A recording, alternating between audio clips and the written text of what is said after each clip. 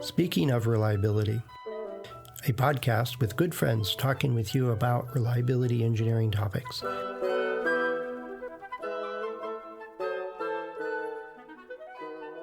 Welcome to Speaking of Reliability. This is Fred Schenkelberg.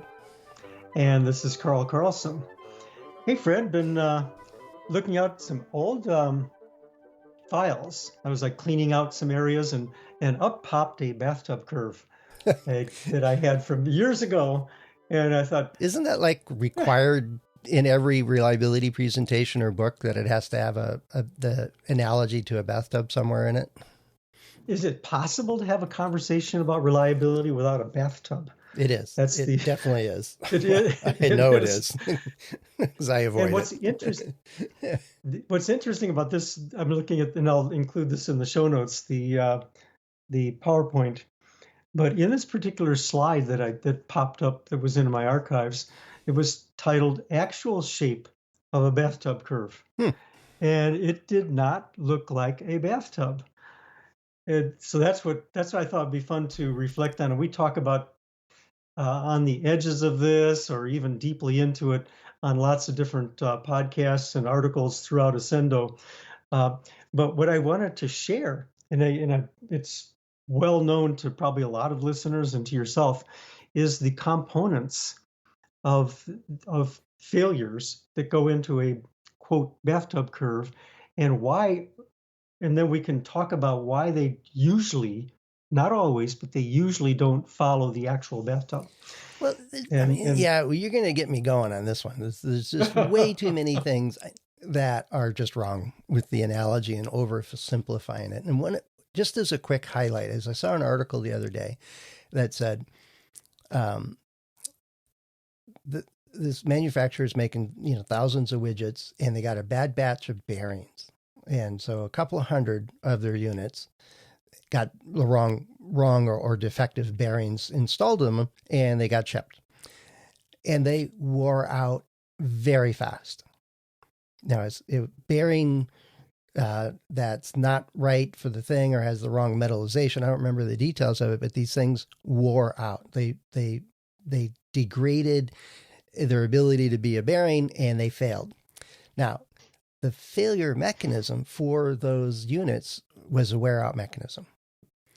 The overall system, because it was a couple hundred out of thousands, looked like a decreasing failure rate. They had this spike in failures, and then as those 100 or so worked their way out of the system looked like it had a decreasing failure rate, which is the last thing you would do is go look for a wear-out mechanism, even though it happened really fast. And so I thought that was a brilliant way to say, you still got to think about it. You still got to think about what level of the system you're looking at, what's the failure mechanisms, that you can take action on, and so on. So I digress. But there's lots of oversimplification with the traditional bathtub curves that we see in everywhere. Yeah, there is. So, and this could be its own, multiple podcasts and multiple articles, but let me just tell one story and maybe two stories and that fit I won't into limit this. you. You can have three if you want. Okay. Well, one story, and I lament that I don't have the actual folder. I can see it in my mind's eye. I can remember it, the folder that I had that summarized the project. But years back, I'm going to say in probably the mid to late 90s, I had a student intern assigned to me, and we get those from time to time, and they're fun. We can send them on fun projects running around. And I thought to myself, I'm going to have this person do something that would be really useful, and that's to go find the data in the Milford Proving Grounds of failures that occurred because GM ran all the different types of vehicles, Hondas, Toyotas, you name the brands, at an equivalent 100,000 miles around the test track. And then they recorded the failures, and they recorded the causes of the failures. They actually did teardowns, and they took these vehicles after they tore them down, and they laid them out in a building that was as big as an airplane hangar that had long tables, and then they could lay out the vehicle and the different components in the same sequence, so people could come in and look and see the failures visibly. And so all that was in this database. And I said, go look at that database and tell me whether or not for different subsystems, for different areas of the vehicle, and for the vehicle itself, what was the failure rate by year? Was the first year the same as the second year, is the same as the third year? Mm-hmm. How did it look? How did it plot? Mm-hmm. And and so each of you take the chassis subsystem, or you take the seats, or you take whatever it is, interior would be the larger one, and do the same thing. And then you could do it overall for the vehicle. And interestingly enough, it turned out to be like a check mark. In actual fact, the empirical data looked more like a check mark than a bathtub. There was no period where we saw constant failure rate. Mm-hmm. And I thought, well, that's interesting, because I'd been to school and I'd done these classes, and I was just freshly a CRE and had studied the bathtub curve. And of course, there's the subject of random failures during the flat part of the bathtub, and the all that Right. literature of the early failures, and then the wear outs, et cetera, et cetera. And I thought, that's interesting. We're not actually seeing it here. And this is a fairly large database on a period of time of many years where we did this type of testing. And I wish I had that same raw data, but the breakdown that came from that we studied later is some failures are early, we'll call them initial performance. Some people call it quality or manufacturing. And that, if you just plotted those, if you could possibly get that root cause and plot those, then that's a decreasing failure rate. Starts out high, and then those tend to trail off. But how long does it take for it to trail off? In the theory of bathtubs, it trails off very quickly. I said, but I don't know if that's true. And so we got some insight into that. Then there's of course, the design. The root cause is somewhere in the product design. And then you get, is this a fatigue, or is it a corrosion, or is it wear out, or what other mechanism is going on? Right. And then that increases over time. But does it increase? Ideally, in the perfect world, it would go 10 years or more, and then you'd see the increase. Right. But in the real world, for us at least, we were seeing those wear outs early on in certain areas. And so that's what kept it from any possibility of that flat portion. And then there's service generated and other types of failures. Right. That's all. So I think that's what muddles up this analogy to a bathtub, that there's these three phases and three distinct places to go look for types of failures. And it's a convenient analogy to talk about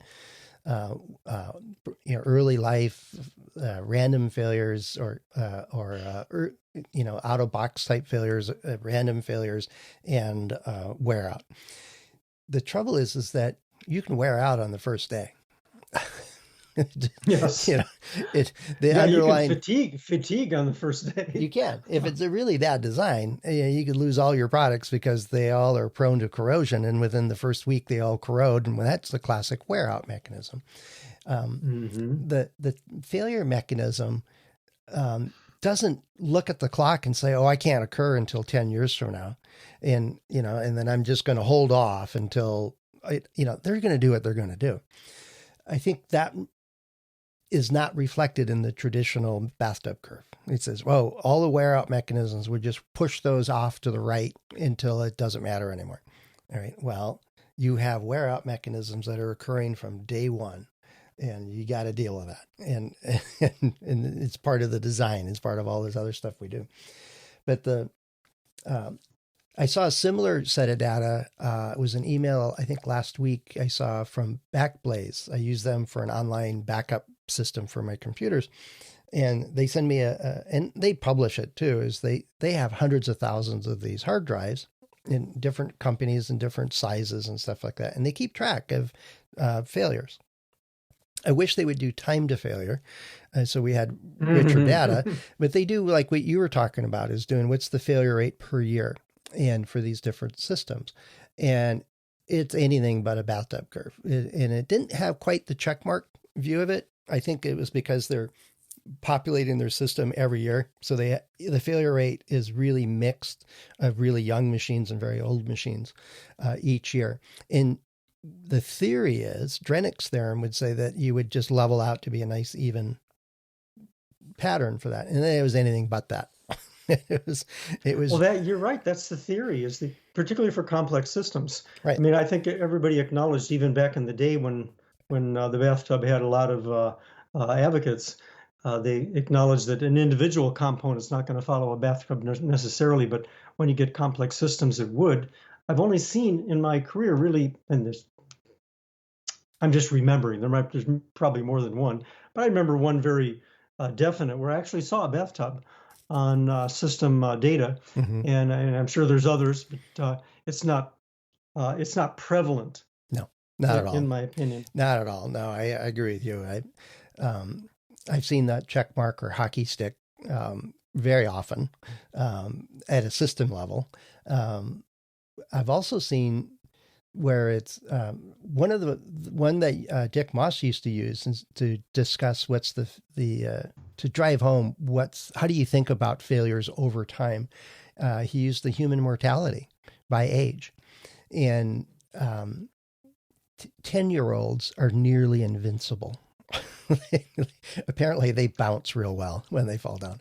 But there really is a lot of things that affect young children. If you make it to the first week, you're very much more likely to make it to the first month and so on. It's the first part of the human life, first couple of years, is pretty perilous, actually. And it's gotten better over time, and it's flattening out a little bit. We're having fewer and fewer early childhood death for all kinds of different reasons. But the overall data is there is this thing of infant mortality, and it decreases until about age 10. And then it's kind of slowly rising from there. And some would argue it's flat, but it's changing every year. It moves up until you get to age 16 in Europe and US anyway, where I had the data. There's a step function. There's like a step function of increase in mortality, and it was associated with traffic accidents. Now you have this new peril that shows up, and now it's there. And then after that, it just kind of slowly heads up until you're about 35, and then it ramps up pretty quick, and then you're over the hill at that point. It just keeps, every year it gets less and less likely you'll see the next year. And so it's not exactly a bathtub curve by any means. It's not smooth at all. It's got bumps and features, and a big enough data set with enough different people with all these different pieces in it. When you dive into the details of it, there's young people can get lung cancer, which you're much more likely to get at and die from it when you're old, and so on. And there were other things that were much more likely for accidents, sporting accidents, for example, driving accidents when you're young versus old, and so on. And there was at an aggregate level, it still didn't look like a bathtub curve. It had the elements that we would often associate with it. But when I look at a car or a hard drive or anything else that has multiple failure mechanisms, it never, I haven't seen any that were that terribly close. Usually it's a V or a check mark, where it's a very light early failure period of decrease, and then it just takes off. Some failure mechanism dominates and tears up everything. Right. And I know you've podcasted on this a number of times, and you write about it, and so have I. Why it's so common that people get attracted to the constant failure rate, and of course the answer is it's really easy. The mathematics are much easier. Everything is so nice if you can just assume the constant failure rate. So I think that's why the bathtub becomes attractive to people, because it's easy to teach. The mathematics are much simpler, and I don't think it's just the math. I think we got engineering folks doing differential equations, so I don't think they're afraid of the math. I think it's wishful thinking. We're going to design it so that we're going to have just random failures that we can't control, lightning strikes and meteors falling on it, or things like that, and everything else is going to fail much, much later. And I don't think that's how it works, you guys. No, it isn't. You know. It isn't. See, here's a quiz for listeners. If you could just have fun with this, if you're listening. Um, if let's say you're setting up a reliability allocation system, and I'm going to build this little 2-minute quiz or less off of the what we did years ago in automotive. There was this metric called defects per thousand vehicles, and defects per thousand vehicles were meant to parallel warranty. And one of the goals at automotive was to be world class on first year warranty, and thereby have like no more than one incident was the DPTV target for 1 year. And then from that, the reliability group back then, this is before I took over, said that's very simple. So we're going to set our reliability goals for 10 years. Of course, it's gone on since then to 12 and 15 years, but for 10 years, it's very easy now because we just take the DPTV for 1 year and multiply by 10. Yeah. And then they allocated the reliability all over the place. So they took the actual warranty and said, okay, you've got door hinges. So warranty says we have this number of failures in the field during the warranty period, which some was used to be 1 year and then got to 3 years. And so that's your DPTV target is to do half of that or something. Right. And so and then the reliability people could say, well, that's real easy. We'll give you your reliability target to be a multiple of that. And so it went throughout the organization. And if you're a listener, what's wrong with that? If what would you, if you were to say in 5 words, what's wrong with that? That would be the quiz. And I bet most of our listeners will get that quiz right. I'm trying to think of what's the Jeopardy music. Yes, dun, dun, dun, dun, dun, dun, dun. Yeah. Or maybe that's a $64,000 question or something. Yeah, we got to play a little jingle here somewhere. Well, what's wrong with it, of course, and I had actual client, and I won't give any names here because they were way off, but they did their vehicle testing over 1 year because it was cheaper. And then they extrapolated to 10 years using the same mathematics. And of course, the reason that it's wrong is because you don't have a constant failure rate. You have to know what the failure mechanisms are, and you have to know what the distribution is, the failure distribution, in order to go from 1 year to 10 years. And without that, it's just erroneous mathematics. And it's based on wrong assumptions. So that would be the answer to the quiz. And I bet most everybody got it, but I wanted to share that story because that was real life. That went on for a number of years of that kind of thinking. And sure enough, we had much worse results in the field than we anticipated because of that constant failure rate assumption. Oh yeah. No, I would have been shocked if they hit it on the head. It's and it's not that it's old thinking or it doesn't happen anymore. I not that long ago, and I suspect they're still doing it, is this organization basically disregarded any early failures as well. That was just infant mortality. That was a manufacturing problem. They waved their arms and they didn't count them. They never did any analysis on it. They said, oh, we got to fix that. Or we need a new supplier or whatever. They would take action on some of those things, but they didn't include it in the system reliability information and tracking of it. And he says, well, it's not in the constant part of the bathtub curve. It's not in the useful life period, so it doesn't really matter. And then as they started getting wear outs, they said, well, it's not in the useful, it's interfering with the useful life thing. So we'll disregard that data. So yeah, that's a one-off. That's a one-off thing. We got to go replace all these pumps, but we won't include that in the system stuff. So it's like out-of-box failures. A lot of organizations that I've run into is if it's a customer gets your product and it's broken from shipping, or it just doesn't work when you first try to use it, or it's, whatever reason, they call it a quality problem and don't count it against the reliability. And it costs you money. It's a problem. If the marketing and setting the expectations is wrong, it's still a failure. It doesn't mean that the light didn't come on. If it was the wrong shade of light, it's a problem. It's a failure. And it was really hard to get people to understand that. If it costs you money, it was a warranty charge. of course it's reliability. Yeah, Kind of and thing. it should be at the top of your list of lessons learned is never discount a failure. Don't ignore a failure. Don't talk it away. There's always a reason for it. Yep. And boy, because I can't remember who taught me that back in the 1980s, Well, I'll and take it might credit have for been it. I'll take credit for okay. it. No. Well, I'm thinking it might have come from HP because I read a lot from some of the early HP. Oh yeah, Dick Moss, Iris Directors. Coombs and Moss's book, yeah, and others, Yep. yeah. And it's just always, if a failure happens, it has to be counted. It has to be kept. Now you can root cause it and then fix it and then discount it at that point if you wish.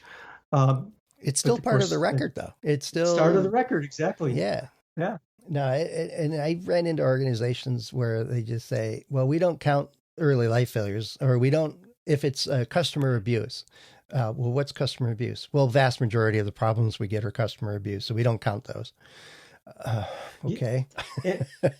And I know we're running right towards the point of the end of the podcast, but let me just add two things that add into this check mark or the non-bathtub curve is features that, or call it initial performance, that customers don't like. Mm-hmm. And they'll bring things in for warranty, even though you can't do anything about the design. It's that they just don't like the fact that it does this or that. Right. And so that gets intermixed in. And the other one that is very hard to tease out is service generated, those that get added into because of a service visit and somebody does something a little wrong or what have you. So you have complex reasons for failures, and they just don't follow that constant failure rate portion of the bathtub curve, unless we redefine a bathtub and have it more like a check mark. Well, check mark or mountain range is, or mountain range. yeah, it's or there's a sine wave. yeah, no, it's not anything but flat, and we've got the tools and capability to look at it, and assuming it away is not going to help. It's using it as an analogy to help people learn stuff is okay. Yet I think it's dangerous. Is you got to quickly move on and show some real data and get into the details of what works, and what's the nature of failures, and when we're looking at failure rates, what are we actually trying to do with it? It's not force it into a constant hazard rate. That's just not useful for us or anybody else. And that really is the lesson: is don't allow a textbook or some literature to create the assumption for you. Get your own data as quickly as you can, so that you're operating off of data and relevant failure distributions. And I don't mean to demean textbooks, because most textbooks are smart enough to understand all this. But I just mean don't pick one little portion of it and assume that that's going to be correct for you. Always look to see what is it that reflects the failure distribution of your product. Yep, exactly. Yeah, like you said earlier, Carl, I'm kind of spinning here going, oh, we could have this topic. We can go this way and go that way. So it's lots going on. And if this rings true to you, if it makes sense, if I know Kirk's going to chime in on this one going, the bathtub has a hole in it because of technological obsolescence. The iWatches don't last 20 years. Because they get replaced and outmoded, and they work perfectly fine, or would work perfectly fine if they were compatible. But we technologically obsolete them. Cell phones are doing that. Cars used to do that. We've just kept adding more and more feature sets, so you got to have the newest, latest thing, and the old one doesn't wear out. It just kind of gets thrown away, which is unfortunate. But anyway, if you'd like to chime in, tell us, if you've got a question or a comment, or if you've seen some, great data one way or the other, please join the conversation. You can see it, do that over on accendoreliability.com/go/SOR.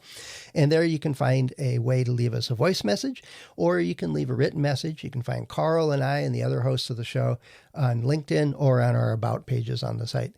There's lots of ways for you to join the conversation.